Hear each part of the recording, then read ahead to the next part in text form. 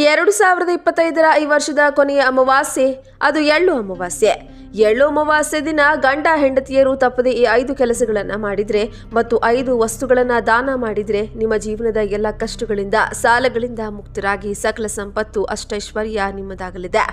ಗಂಡ ಹೆಂಡತಿಯರು ತಪ್ಪದೆ ವಿಡಿಯೋವನ್ನ ಕೊನೆವರೆಗೂ ನೋಡಿ. ಈ ವರ್ಷದ ಕೊನೆಯ ಅಮಾವಾಸ್ಯೆಯ ದಿನ ಈ 5 ವಸ್ತುಗಳನ್ನ ದಾನ ಮಾಡಿದ್ರೆ ನೀವು ನಿಮ್ಮ ಮನಸ್ಸಿನಲ್ಲಿ ಅಂದುಕೊಂಡ ಕೆಲಸ, ಕೈಯಲ್ಲಿ ಹಿಡಿದ ಕೆಲಸ ಮಾಡಬೇಕು ಎಂದು ಎಂದುಕೊಂಡಿರುವಂತಹ ಕೆಲಸ ಎಲ್ಲವೂ ಕೂಡ ಸಕ್ಸಸ್ ಕಾಣಲಿದೆ. ಬನ್ನಿ, ನೀವು ಕೂಡ ಆ ದೇವರ ಮೇಲೆ ನಂಬಿಕೆ ಉಳ್ಳವರಾಗಿದ್ರೆ ತಪ್ಪದೆ ವಿಡಿಯೋಗೆ ಈಗಲೇ ಒಂದು ಲೈಕ್ ಮಾಡಿ. ಈ ವರ್ಷದ ಕೊನೆಯ ಅಮಾವಾಸ್ಯೆ ಅದು ಎಳ್ಳು ಅಮಾವಾಸ್ಯೆ ಆಗಿದ್ದು ಯಾವ ವಸ್ತುಗಳನ್ನ ದಾನ ಮಾಡಬೇಕು ಎನ್ನುವಂತಹ ಕುರಿತು ಕಂಪ್ಲೀಟ್ ಆಗಿ ಜೀವನದ ಮೇಲೆ ಹೇಗೆ ಪ್ರಭಾವ ಬೀರುತ್ತೆ ಎನ್ನುವಂತಹ ಎಲ್ಲ ಕಂಪ್ಲೀಟ್ ಮಾಹಿತಿ ತಿಳಿದುಕೊಳ್ಳಲು ವಿಡಿಯೋವನ್ನ ಕೊನೆಯವರೆಗೂ ನೋಡಿ. ಮಾರ್ಗಶಿರ ಮಾಸದಲ್ಲಿ ಬರುವಂತಹ ಅಮಾವಾಸ್ಯೆ ತಿಥಿಯನ್ನ ಮಾರ್ಗಶಿರ ಅಮಾವಾಸ್ಯೆ ಅಥವಾ ಎಳ್ಳು ಅಮಾವಾಸ್ಯೆ ಎಂದು ಕರೆಯಲಾಗುತ್ತೆ. ಧಾರ್ಮಿಕ ನಂಬಿಕೆಯ ಪ್ರಕಾರ ಮಾರ್ಗಶಿರ ಅಮಾವಾಸ್ಯೆ ಬಹಳ ವಿಶೇಷವಾದ ದಿನವಾಗಿದೆ. ಈ ಪವಿತ್ರ ದಿನದಂದು ಪವಿತ್ರ ನದಿ ಸ್ನಾನ ಮಾಡೋದು, ಪಿತೃಗಳಿಗೆ ಪ್ರಾರ್ಥನೆಯನ್ನ ಸಲ್ಲಿಸೋದು, ದಾನ ಮಾಡೋದು ಮತ್ತು ಸ್ವಯಂ ಶುದ್ಧೀಕರಣ ಮಾಡೋದು ತುಂಬಾನೇ ವಿಶೇಷವನ್ನುಂಟು ಮಾಡಿದೆ. ಶಾಸ್ತ್ರದ ಪ್ರಕಾರ ಮಾರ್ಗಶಿರ ಅಮಾವಾಸ್ಯೆ ದಿನದಂದು ಮಾಡುವಂತಹ ದಾನ, ಉಪವಾಸ ಮತ್ತು ಪ್ರಾರ್ಥನೆಯು ನಾವು ತಿಳಿದೋ ಅಥವಾ ತಿಳಿಯದೆಯೋ ಮಾಡಿದ ಪಾಪಗಳಿಂದ ಮುಕ್ತಿಯನ್ನ ನೀಡುತ್ತವೆ. ಮಾರ್ಗಶಿರ ಅಮಾವಾಸ್ಯೆ ದಿನವು ಹೊಸ ವರ್ಷ ಆರಂಭವಾಗುವುದಕ್ಕೂ ಮುನ್ನ ಬರುವಂತಹ ಅಮಾವಾಸ್ಯೆಯಾಗಿದೆ. 2025 ಅಮಾವಾಸ್ಯೆ ತಿಥಿಯು ಡಿಸೆಂಬರ್ 19ರಂದು ಶುಕ್ರವಾರ ಬಂದಿದೆ. ಈ ಅಮಾವಾಸ್ಯೆಯ ದಿನದಂದು ನಾವು ಕೆಲವೊಂದು ವಸ್ತುಗಳನ್ನು ದಾನ ಮಾಡೋದ್ರಿಂದ ಪಾಪಗಳು ಪರಿಹಾರವಾಗುವುದು, ದೋಷಗಳಿಂದ ಪರಿಹಾರ ದೊರೆಯುವುದು. 2025 ಕೊನೆಯ ಅಮಾವಾಸ್ಯೆ ದಿನದಂದು ಇವುಗಳನ್ನು ದಾನ ಮಾಡಿ. ಮೊದಲನೆಯದಾಗಿ ಕಪ್ಪು ಎಳ್ಳು. ಕಪ್ಪು ಎಳ್ಳು ನಮ್ಮ ಪಿತೃಗಳಿಗೆ ತುಂಬಾನೇ ಪ್ರಿಯವಾದ ವಸ್ತುವಾಗಿದೆ. ಎಳ್ಳು ಶನಿದೇವರಿಗೂ ಪ್ರಿಯವಾಗಿದೆ. ಹೀಗಾಗಿ ಮಾರ್ಗಶಿರ ಅಮಾವಾಸ್ಯೆ ದಿನದಂದು ನಾವು ಎಳ್ಳನ್ನ ಅಥವಾ ಎಳ್ಳಿನಿಂದ ಮಾಡಿದ ನೈವೇದ್ಯವನ್ನ ಪಿತೃಗಳ ಹೆಸರಿನಲ್ಲಿ ಅರ್ಪಿಸೋದ್ರಿಂದ ಅದು ನೇರವಾಗಿ ಪಿತೃಲೋಕವನ್ನ ಸೇರುತ್ತೆ ಎನ್ನುವ ನಂಬಿಕೆ ಇದೆ.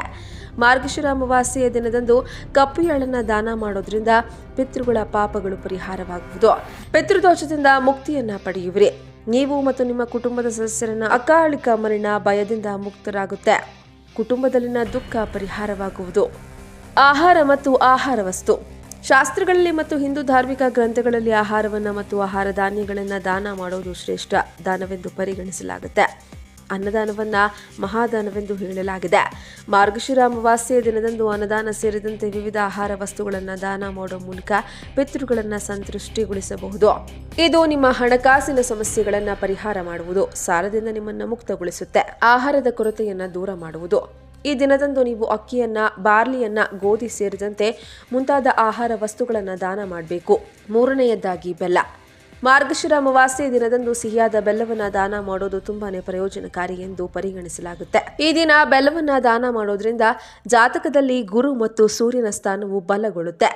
4ನೇಯದು ಕಂಬಳಿ ಅಥವಾ ಉಣ್ಣೆಯ ಬಟ್ಟೆ. ಮಾರ್ಗಶಿರ ಮಾಸದ ನಂತರ ಚಳಿಯ ವಾತಾವರಣ ಇರೋದ್ರಿಂದ ಈ ಅಮಾವಾಸ್ಯೆಯ ದಿನದಂದು ನೀವು ಅಗತ್ಯವಿರುವವರಿಗೆ ಬಟ್ಟೆಯನ್ನ, ಕಂಬಳಿಯನ್ನ ಅಥವಾ ಬೆಚ್ಚಗಿನ ಉಣ್ಣೆಯ ಬಟ್ಟೆಯನ್ನ ದಾನ ಮಾಡಬಹುದು. ಇದನ್ನ ಅತ್ಯಂತ ಪುಣ್ಯ ಕಾರ್ಯವೆಂದು ಪರಿಗಣಿಸಲಾಗುತ್ತೆ. 5ನೇಯದಾಗಿ ಮಾರ್ಗಶಿರ ಅಮಾವಾಸ್ಯೆಯ ದಿನ ದಾನ ಮಾಡುವಾಗ ಇವುಗಳನ್ನು ಗಮನದಲ್ಲಿರಲಿ. ಮಾರ್ಗಶಿರ ಅಮಾವಾಸ್ಯೆಯ ದಿನದಂದು ಮುಂಜಾನೆ ಪವಿತ್ರ ಸ್ನಾನ ಮಾಡಿ ಪೂಜೆಯನ್ನು ಪೂರ್ಣಗೊಳಿಸಿ ಪಿತೃಗಳ ಹೆಸರಿನಲ್ಲಿ ತರ್ಪಣವನ್ನು ಮಾಡಿದ ನಂತರ ತಪ್ಪದೇ ದಾನ ಮಾಡಬೇಕು. ಇದನ್ನು ನೀವು ಸೂರ್ಯೋದಯದ ನಂತರ ಮತ್ತು ಸೂರ್ಯಾಸ್ತದ ಮೊದಲು ಮಾಡಬೇಕು. ಮಾರ್ಗಶಿರ ಅಮಾವಾಸ್ಯೆ ಎಂದು ದಾನ ಮಾಡುವಾಗ ನಿಮ್ಮ ಪೂರ್ವಜರನ್ನ ನೆನಪಿಸಿಕೊಳ್ಳಿ. ನೀವು ಯಾರಿಗಾದರೂ ದಾನ ಮಾಡಿದ ನಂತರ ಏನನ್ನ ಹಿಂದಕ್ಕೆ ತೆಗೆದುಕೊಳ್ಬೇಡಿ. ದಾನದ ಉದ್ದೇಶ ಮಾನಸಿಕ ಶಾಂತಿ, ಸ್ವಯಂ ಶುದ್ಧೀಕರಣ ಮತ್ತು ಸೇವೆಯಾಗಿರಬೇಕು. ಪ್ರದರ್ಶನ, ದುರಾಸೆ ಮತ್ತು ಸ್ವಾರ್ಥದ ಕಾರಣಗಳಿಗಾಗಿ ದಾನ ಮಾಡಬೇಡಿ. ಮಾರ್ಗಶಿರ ಅಮಾವಾಸ್ಯೆದಂದು ನಾವು ಈ ಎಲ್ಲ ವಸ್ತುಗಳನ್ನು ದಾನ ಮಾಡೋದ್ರಿಂದ ಪಾಪಗಳಿಂದ ಪರಿಹಾರ ದೊರೆಯುವುದು. ಒಂದು ವೇಳೆ ನೀವು ಅಥವಾ ನಿಮ್ಮ ಕುಟುಂಬದ ಸದಸ್ಯರು ಪಿತೃದೋಷಕ್ಕೆ ಒಳಗಾಗಿದ್ರೆ ಅದರಿಂದ ಮುಕ್ತರಾಗುವಿರಿ.